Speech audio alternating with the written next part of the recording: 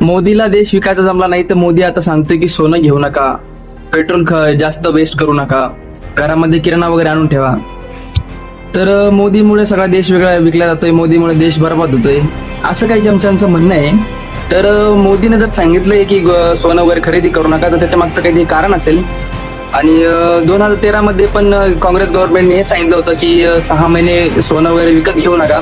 तेव्हा या चमच्याच्या डोळ्यामध्ये आणि तोंडामध्ये काही गेलं होतं का? तेव्हा दिसलं नव्हतं का चमच्यांना की आपलं काँग्रेस गव्हर्नमेंट काय सांगतेय, का बरं सोनं घेऊ नका? तेव्हा तर काही वॉरची वगैरे सिच्युएशन नव्हती, असं काही जिओ पॉलिटिकल टेन्शन वगैरे काहीच नव्हतं. तेव्हा तर वॉरची काही अशी सिच्युएशन सुद्धा नव्हती. तरी पण काँग्रेस गव्हर्नमेंटने सांगितलं होतं की 6 महिने गोल्ड वगैरे काही खरेदी करू नका. तर मोदीने गोल्ड वगैरे खरेदी करू नये असं सांगण्यामागचं एक कारण सुद्धा आहे. तर आपण भारतामध्ये 90% गोल्ड हे सगळं आपण बाहेरून आयात करतो.